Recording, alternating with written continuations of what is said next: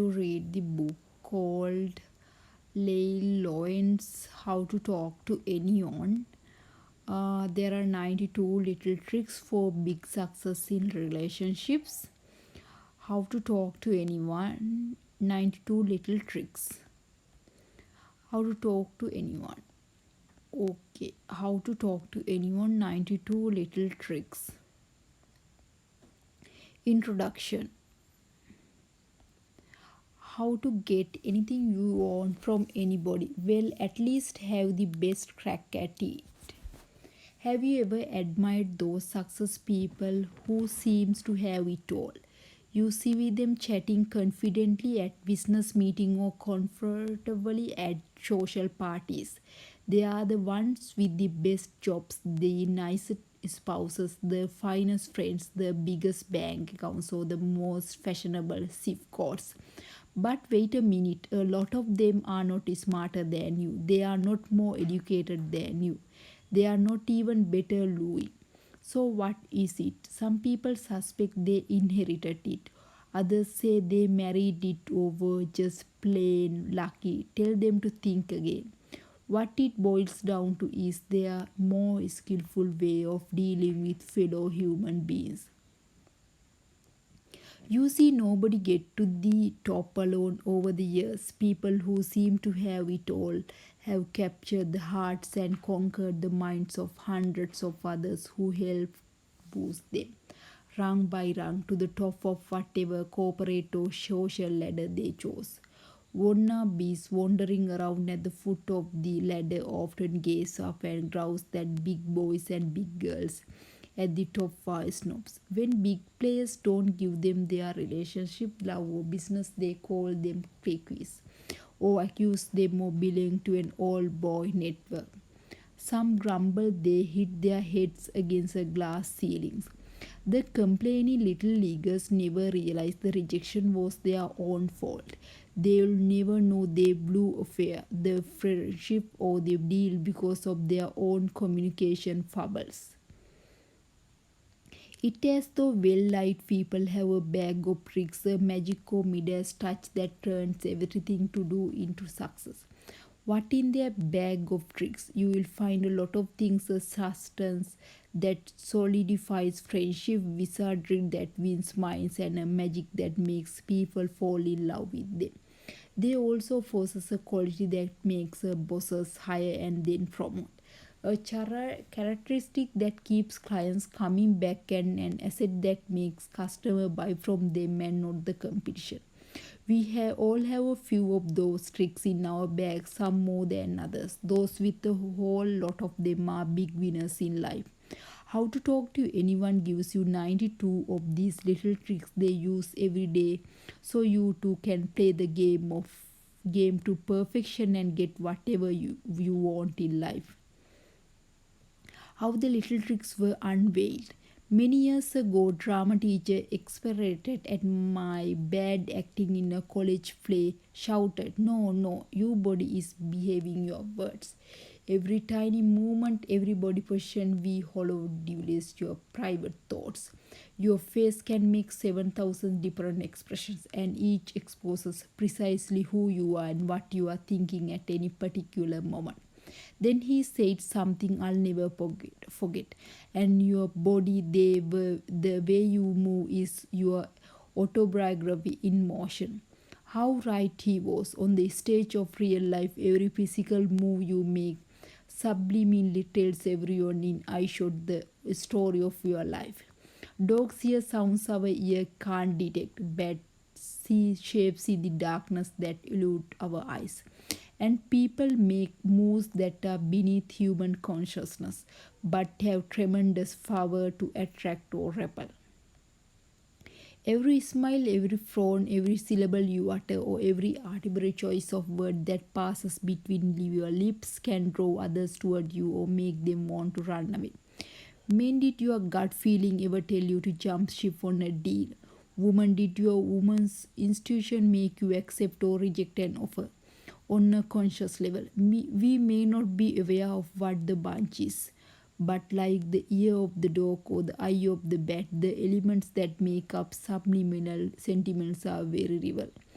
Imagine please two humans in a complex box wired with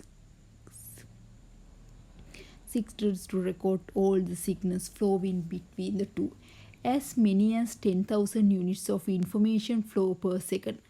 Probably the lifetime efforts of roughly half the adult population of the United States would be required to sort the units in 1 hour's interaction between two subjects. A University of Penicillin Communication Authority estimates with the zillion of subtle action and reactions happening back and forth between two human beings. We can come up with concrete techniques to make our every communication clear, confident, credible, and charismatic. Determined to find the answer, I read practically every book written on communication skill, charisma, and chemistry between people. I explored hundreds of studies conducted around the world on what qualities made up leadership and credibility. Intrepid social scientists left no stone unturned in their quest to find the formula. For example, optimistic Chinese researchers hoping charisma might be in the diet went so far as to compare the relationship of personality type to the catalomine level in subjects' urine. Needless to say, their thesis was soon shelved. Dale Carnegie was a great for the 20th century, but this is the 21st. Most of these studies simply confirm Dale Carnegie's 1936 classic. How to be friends and influence people, his wisdom for the ages said success. Lane smiling, showing interest in other people and making them feel good about themselves. That's no surprise, I thought. It as true today as it was more than 60 years ago. So, if Dale Carnegie and hundreds of other sins offer the same astute advice, why do we need another book telling us how to win friends and influence people? Two mammoth reasons. Reason 1. Suppose a sage told you when in China you speak Chinese but gave you no language lessons. Dale Carnegie and many communication experts are like that sage. They tell us what to do but not how to do it. In today's sophisticated world, it's not enough to say smile or give sincere compliments. Cecil, business people today see more subtleties in your smile, more complexities in your compliment. Accomplished or attractive people are surrounded by smiling, sick opponent feeling interest and falling all over them. Prospects are tired of salespeople who say their suit look great on you. When their fingers are caressing cash registers, keys women are worried suitors who say you are the beautiful when the bedroom door is in view. Reason 2. The world is very different place than it was in 1936. And we need for formula success. To find it, I observe the superstar of today. I explore technique used by top sale people to close the sale. Speaker to convince, clergy to convert, performance to engross, sex symbols to seduce, and altars to win. I found concrete building blocks to the elusive qualities that lead to their success. Then I broke them down in easily digestible news you can use techniques. I gave each name that will quickly come to mind when you find yourself in a communication conundrum. As I developed the techniques, I began sharing them with audience around the country. Participants in my communication seminars gave me their ideas. My clients, many of them CEOs of Fortune 500 companies, enthusiastically offered their observations. When I was in the presence of the most successful and beloved leaders, I analyzed their body language and their facials expressions. I listened carefully to their casual conversation, their timing, and their choices of words. I watched as they dealt with their families, friends, associates, and adversaries. Every time I detected a little nip of magic in their communicating, I asked them to pluck it out with the twister and export it to the bright light of consciousness. We analyze it together, and I turn it into an easy to do little trick others could duplicate and profit from. My findings and the strokes of some of those very effective folks are in this book. Some are subtle, some are surprising, but all are achievable. When you master them, everyone from new acquaintance to family, friends and business associates will happily open their hearts, homes, companies, and even wallets to give you whatever they can. There's a bonus as you sail through life with your new communication skill. You will look back and see some very happy givers smiling in your wake. How to talk to anyone, 92 little tricks. Part 1. How to interview everyone without saying a word. You only have a 10 seconds to show you are a somebody. The exact moment that two humans lay eyes on each other has awesome potential. The first sight of you is a brilliant hologram. It turns it ways into your new acquisition eyes and can you stay emblazoned in his or her memory forever. Artists are sometimes able to capture this quick, silver fleeting emotional response. My friend Robert Grossman is an accomplished caricature artist who draws regularly for Forbes, Newsweek, Sports Illustrated, Rolling Stone, and other popular publications. Bob has a unique gift for capturing not only the physical appearance of his subject, but for zeroing in on the essence of their personalities. The bodies and souls of hundreds of luminaries radiate from his sketch pen. Once one glance at his caricature of famous people and you can actually see their personalities.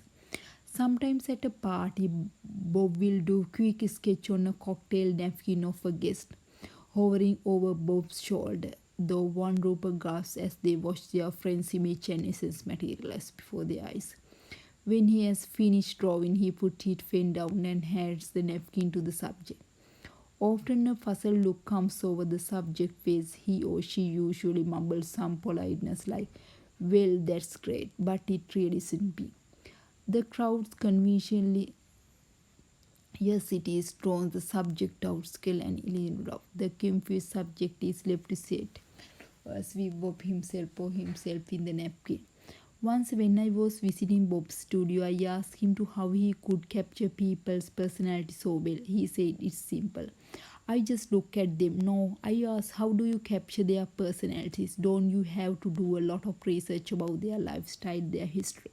No, I told you, leil.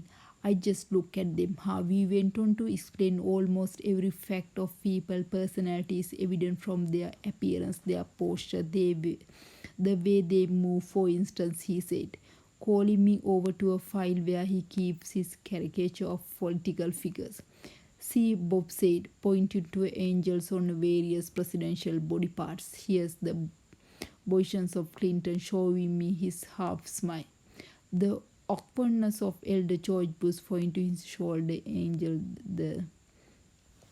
The charm of Reagan, nothing ex-president, smiling eyes. The shiftiness of Nixon, pointing to the forehead of his head, digging a little deeper into his file. He pulled out Franklin Delano Roosevelt and pointed to the nose tie in there. Here's the pride of FDR. It is all in the face and the body. First impressions are indelible. Why? Because in our face information overload world of multiple stimuli bombarding us every second, people's head are spinning. They must form quick judgment to make sense of the world and get on with what they have to do. So whenever people meet you, they take an instant mental snapshot. That image of you becomes the data they deal with for a very long time. Your body shrinks before your lips can speak. Are their data accurate? Amazingly enough, yes. Even before your lip part and the first syllable escapes, the essence of you has already x its way into their brain. The way you look and the way you move is more than 80% of someone's first impression of you. Not one word need to be spoken. I've lived and worked in country where I didn't speak the native language. Yet without one understandable syllable spoken between us, the years proved my first impression were on target.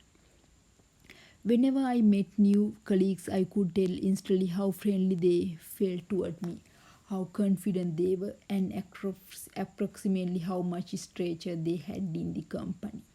I could sense just from seeing them move who have the heavy weights and who were the weights.